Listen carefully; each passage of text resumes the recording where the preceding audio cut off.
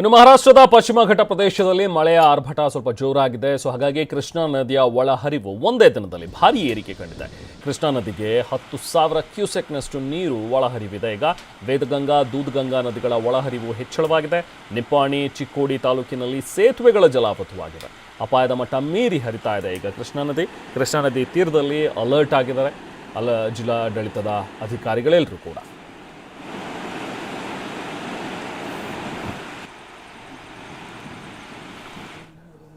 ಹಾಗೆ ಮಹಾರಾಷ್ಟ್ರದಲ್ಲೂ ಕೂಡ ಮುಂದುವರೆದಿದೆ ಮಳೆಯ ಆರ್ಭಟ. ಇದರಿಂದಾಗಿ ಘಟಪ್ರಭಾ ನದಿಗೆ ಮತ್ತೆ ಜೀವಕಳೆ ಬಂದಿದೆ. ಮುಧೋಳ ನಗರದ ಸಿದ್ದೇಶ್ವರ ಬ್ಯಾರೇಜ್ ಈಗ ಜಲಾವೃತವಾಗಿದೆ.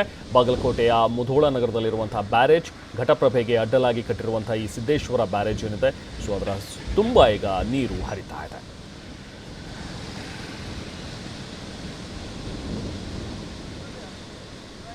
ನಾವು ಪ್ರತಿನಿಧಿ ರವಿ ಮೂಕಿ ಅಲ್ಲಿಂದ ಒಂದು ಪ್ರತ್ಯಕ್ಷ ವರದಿ ನೀಡಿದ್ದಾರೆ.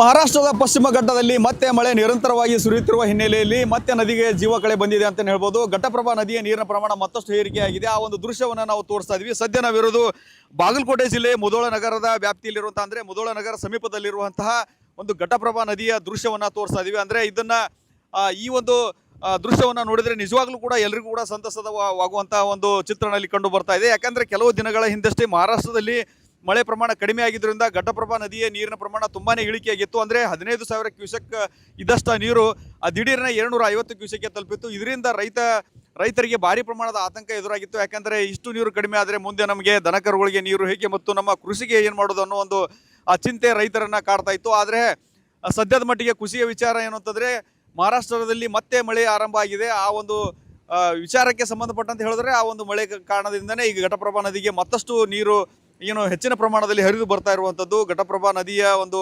ಬೋರ್ಗರ್ತ್ಯವನ್ನು ಕೂಡ ನಾವು ತೋರಿಸ್ತಾ ಇದೀವಿ. ಇಲ್ಲಿನ ದೃಶ್ಯದಲ್ಲಿ ನಾವೇನು ತೋರಿಸ್ತಾ ಇದೀವಿ, ಇದು ಸಿದ್ದೇಶ್ವರ ಬ್ಯಾರೇಜ್ ಅಂತ ಏನು ಕರೀತಾರೆ. ಅದು ಈಗಾಗಲೇ ಮುಳುಗಡೆಯಾಗಿ ಅದರ ಮೇಲ್ಗಡೆ ಸುಮಾರು ಒಂದು 2 ಅಡಿಯಷ್ಟು ನೀರು ಈಗಾಗಲೇ ಹರಿದು ಬರ್ತಾ ಇರುವಂಥದ್ದು. ನೋಡೋಕ್ಕೂ ಕೂಡ ತುಂಬಾನೇ ಸುಂದರವಾದ ಚಿತ್ರಣ ಇಲ್ಲಿ ಕಂಡು ಬರ್ತಾ ಇದೆ.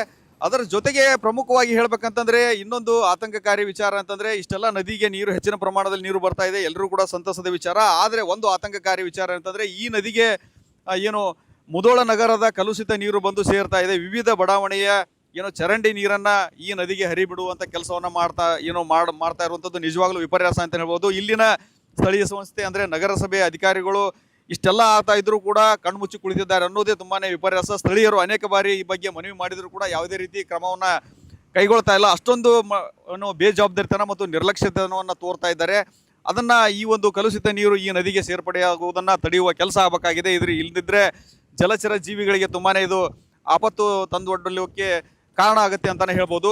ಅದ್ರ ಜೊತೆಗೆ ಇದೊಂದು ಆತಂಕಕಾರಿ ಬೆಳವಣಿಗೆ ಅಂತಂದ್ರೆ, ನದಿಯಲ್ಲಿ ನೀರು ಖಾಲಿಯಾಗಿತ್ತು. ಒಂದು ತಿಂಗಳ ಹಿಂದೆ ನದಿ ಸಂಪೂರ್ಣವಾಗಿ ಬಣಗುಡ್ತಾ ಇತ್ತು. ಆದರೆ ನಂತರದ ಸಂದರ್ಭದಲ್ಲಿ ಮಳೆ ಬಂತು. ಈಗ ಘಟಪ್ರಭಾ ನದಿಯ ಒಂದು ದೃಶ್ಯ, ರೌದ್ರ ರಮಣೀಯ ದೃಶ್ಯವನ್ನ ಇಲ್ಲಿ ನಾವು ತೋರಿಸ್ತಾ ಇದೀವಿ. ಈ ನಿಟ್ಟಿನಲ್ಲಿ ಘಟಪ್ರಭಾ ನದಿ ತೀರದ ಜನರಿಗೆ ಸಂಭ್ರಮ ಮನೆ ಮಾಡಿದೆ ಅಂತಾನೆ ಹೇಳ್ಬೋದು. ಅದಕ್ಕೆ ಈ ನದಿಗೆ ಇಲ್ಲಿ ಒಂದು ಸೇತುವೆಯನ್ನು ಕಟ್ಟಿದ್ರೆ, ಇದು ಯಾದವಾಡ ಸೇತುವೆ ಅಂತಾನು ಕೂಡ ಕರೀತಾ ಇದ್ದಾರೆ.